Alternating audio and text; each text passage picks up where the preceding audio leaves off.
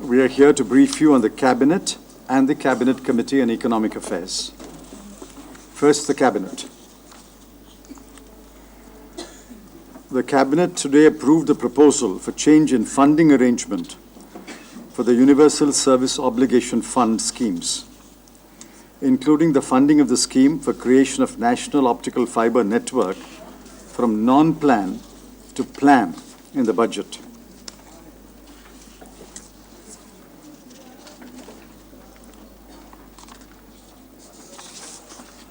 So this will be under plan.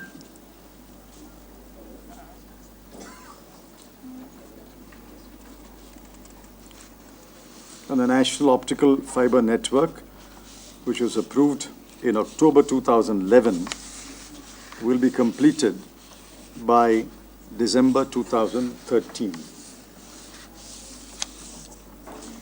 The next item is small development projects in Afghanistan. The outlay on the third phase of the small development projects in Afghanistan is $100 million. It's approximately 540 crore rupees. The small development projects directly impact local communities and support socio-economic development, provide livelihood, empower women, promote child welfare, and facilitate community life through creation of infrastructure. Local communities will directly benefit. The project will cover all 34 provinces of Afghanistan. It was earlier implemented in two phases. The first in July 2006 for $11,216,000. The second in June 2008 for $8,579,000. There were a total of 101 projects in the first two phases, 50 and 51. Most of them have been completed.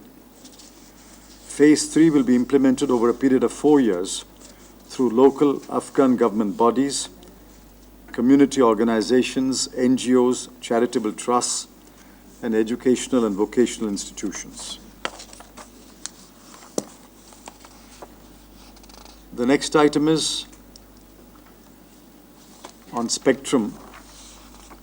I'll give you the broad decision. After we conclude this media briefing, Mr. Kapil Sibal will be here to give you a more detailed briefing, and he will take questions.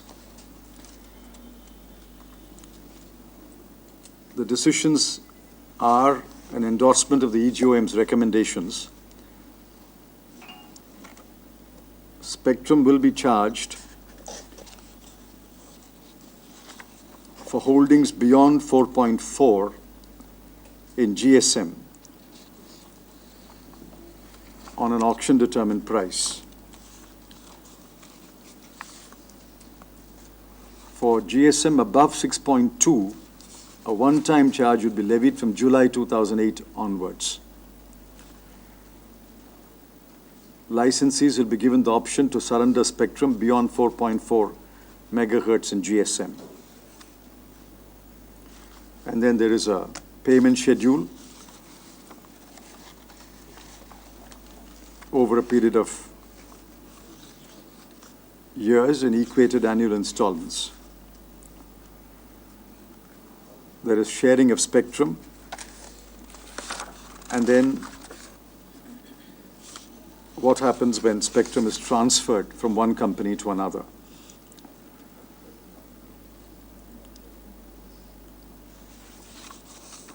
Similar recommendations were made for CDMA, but there has been a subsequent development since the EGOM meeting that the bidders who evinced an interest in the CDMA auction have withdrawn from the auction.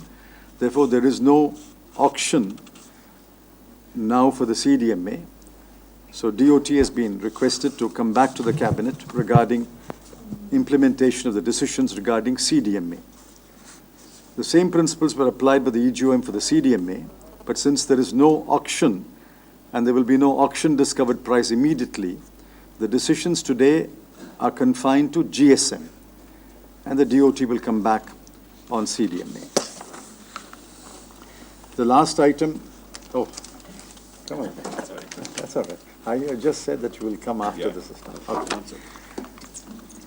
I've just given them the outline of the decision, and I said a more detailed briefing will follow. The last item in the cabinet was the scheme of integrated textile parks. 21 parks were sanctioned in the 11th plan.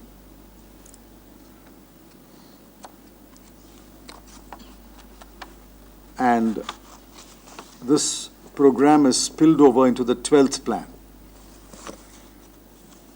Therefore, Cabinet approved today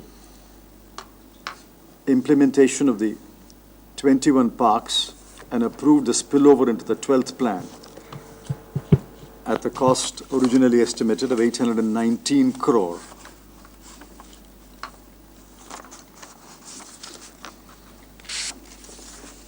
This also, is it not there? It's CCA, is it? So that is the cabinet decisions. CCA, there's one decision, disinvestment of 10% paid-up equity of Hindustan Aeronautics Limited.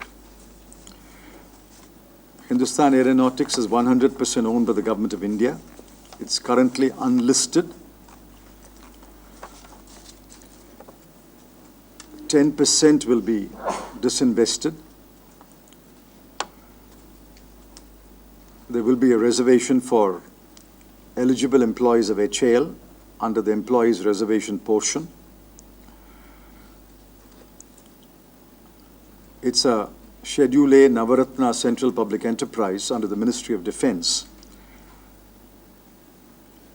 It is engaged in the designing and development of fixed-wing aircraft, rotary-wing aircraft, accessories, avionics, and manufacturing of aircraft, helicopter, and associated aero engines.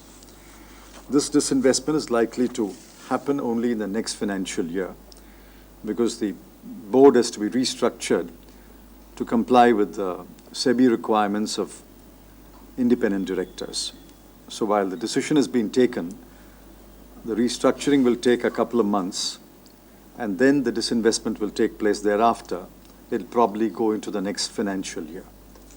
So those are the decisions of the Cabinet and the CCA on which we are here to brief you. Mr. Sibal will brief you in greater detail on the spectrum.